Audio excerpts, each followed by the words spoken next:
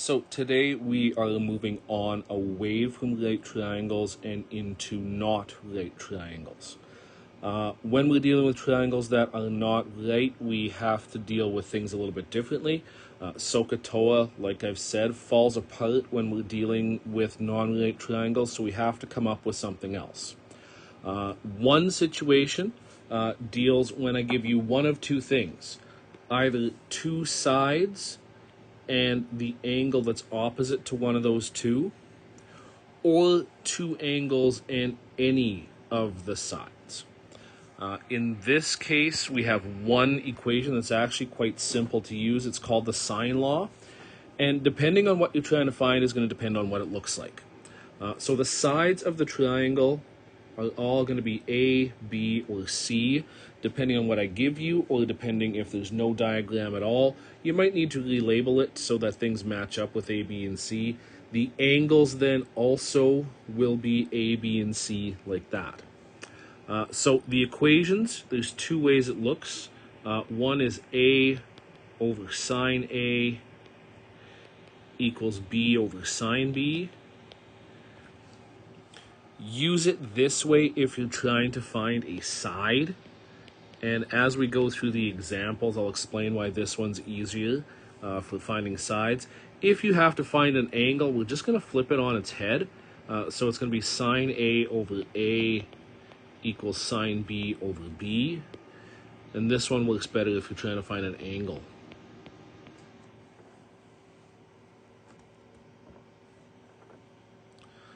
So first question, a triangle has angles measuring 80 and 55 degrees.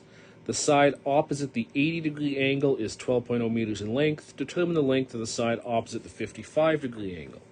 So since I didn't give you a triangle, we'll draw one out. It doesn't matter what it looks like. It can be anything. This is just to get us a diagram to look off of.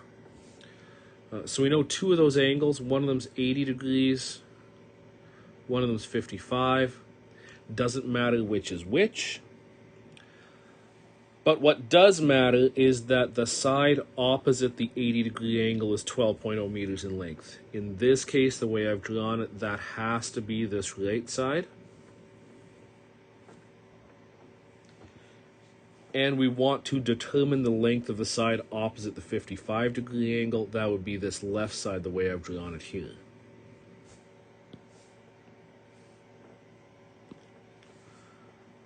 So to label this, as with any triangle, capitals and lowercases do need to go with each other. So A, B, and C, it does not matter which one we label with which. It's not like with Pythagorean theorem where we have to have C being the hypotenuse. There is no hypotenuse anymore since we don't have a right angle.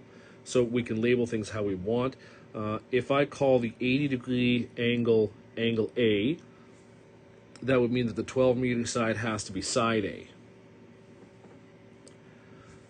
And if I call the 55-degree angle angle B, that means that side that I don't know has to be side B.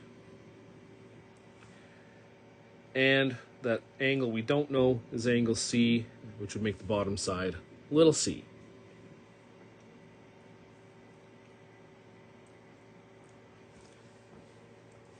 And since we're trying to find a side, that side B, we'll use this form of the sine law. And again, I will explain why this is easier. We're just not at that point yet.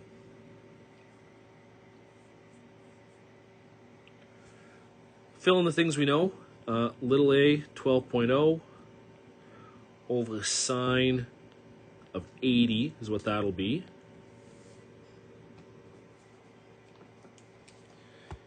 And that's going to equal B over sine of 55.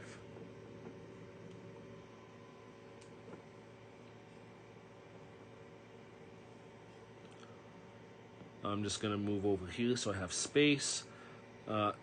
Taking calculator and doing sine of 80, you should get 0.98481.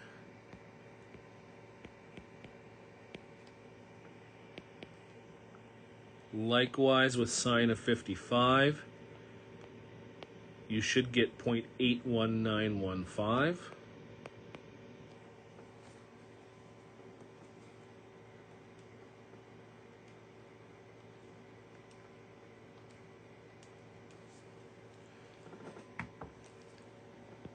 And now for why I chose to set up the sine law this way. The end game out of this is getting b by itself, figuring out what b is. To do that, I need to get rid of that 0.81915 I'm dividing by. If I take both sides and I multiply by 0.81915,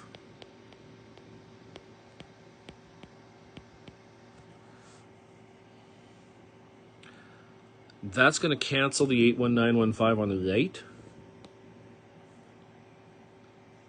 which is going to leave me with just b.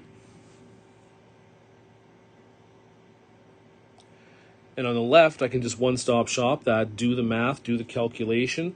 If we're going to the nearest tenth of a meter, which would be 1 decimal place, you do that, you should get roughly 9.98, and rounding that to 1 decimal place would be 10.0, which would be measured in meters since that's what the other side was measured in.